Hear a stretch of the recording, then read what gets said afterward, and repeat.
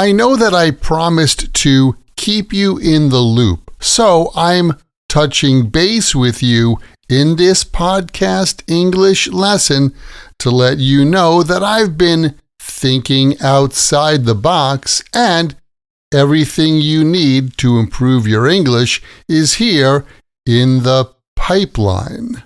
Let's discuss. Welcome to another Happy English podcast coming to you from New York City. And here's your English teacher, Michael. All right, thank you, John, and thanks, everyone. It's Michael here from Happy English, and I help people speak English better. And this is Happy English Podcast, episode 921, Business English Idioms for Everyday Work Life. Thanks for tuning in. As you probably know, Happy English is an office of one. You know, just me.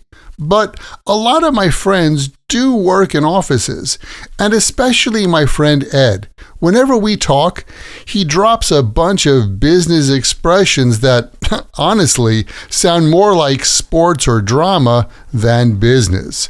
Like the other day, he said, "I need to touch base with my boss before the meeting." And I was like, touch base? Is this baseball? Then another time he said that something was still in the pipeline. And I thought, what pipeline?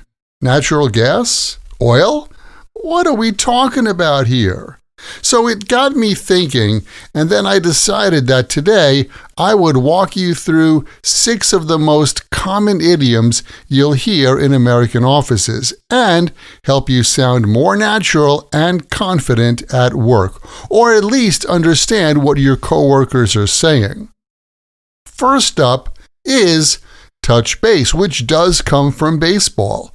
But as an idiom, to touch base with someone just means to connect with them, to check in or have a quick update. It sounds physical, like a high five, but it's totally verbal. Like last week when Ed said that he was going to touch base with the design team before he presents the slides to the client. Touch base. This is a very common phrase that you'll hear everywhere in the office, like, "Let's touch base after work," or "Can we touch base tomorrow morning?" It's just a businessy way to say, "Let's talk." How about you? Who do you need to touch base with? The next one is keep me in the loop. This one's all about communication. It means keep me updated or keep me informed. My other friend Jack had a funny situation with this. His boss changed the deadline for a big presentation, but she only told one person, and that person forgot to tell the rest of the team. So when Jack checked in the next day, the whole team was scrambling, totally confused. Later, his boss said, "We need to do better at keeping everyone in the loop." No kidding. So, if you're working on a project and someone says, "Keep me in the loop," what they really mean is, don't forget to tell me what's going on. Oh, and don't worry, I'll keep you in the loop when I hear new business idioms in English. Now, let's talk about in the pipeline. When something is in the pipeline, it means it's in progress, it's coming, but it's not ready yet. Like when oil moves in the pipeline from the pump to the distribution point.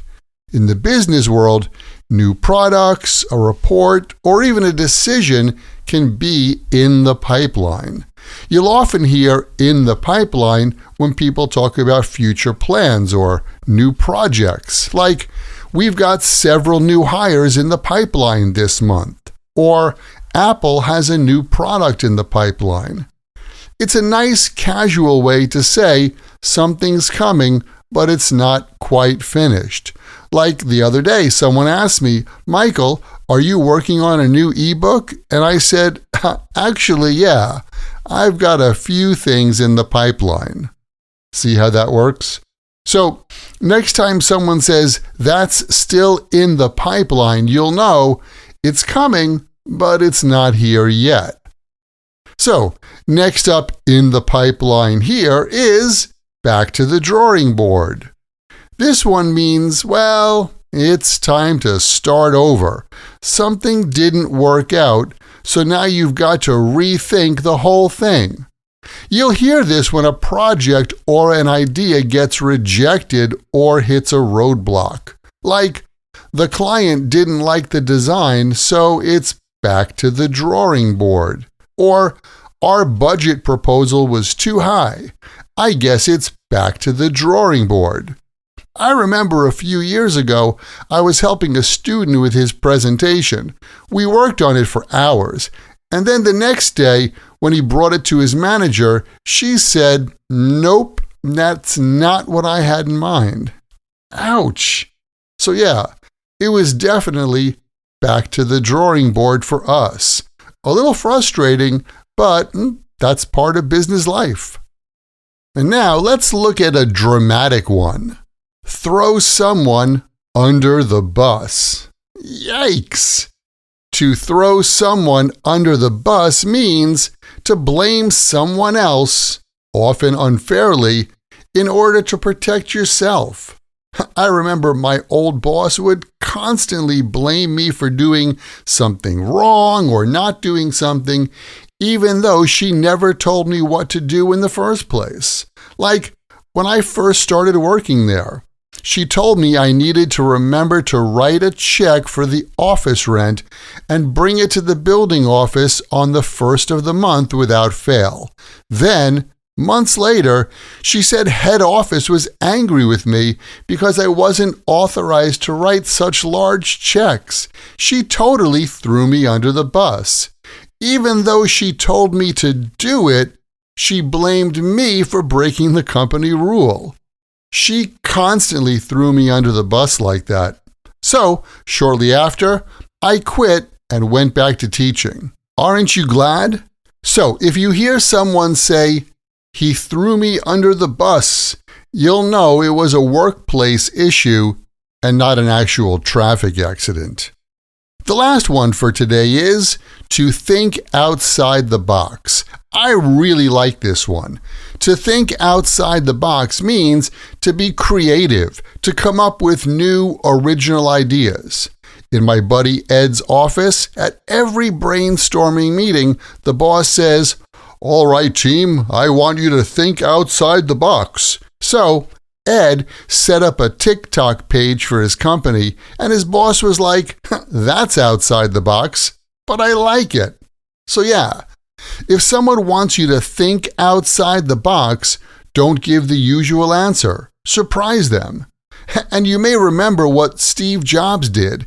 He took this idiom and made his own version of it as Apple's marketing slogan, "Think different." Nice, right? So, let's recap what we learned today. Even if you don't work in an office like Ed, these idioms are useful in everyday conversations too. When you touch base, you check in and talk with someone. When you keep someone in the loop, you keep them updated and informed about any changes. When a project, a plan, or an idea is in the pipeline, it's in progress or in development. When you need to go back to the drawing board, it's time to start something over from the beginning. When someone throws you under the bus, they unfairly blame you for something. And when you think outside the box, you are thinking in a new and creative way. So, here's your challenge.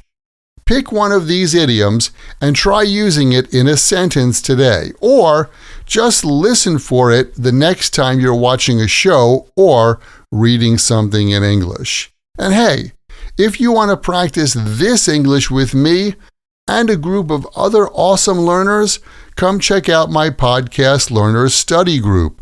We meet once a week and practice the language from these podcast lessons together. It's a great way to build confidence and improve your speaking. Just check the link where you're listening to this podcast right now, Or visit myhappyenglish.com and choose podcast episode 921 for more info. Thanks for listening, and remember, learning another language is not easy, but it's not impossible, and I'm here to help you on your journey. This podcast was brought to you by Happy English. Please visit myhappyenglish.com. Show your support for Happy English by leaving us a review.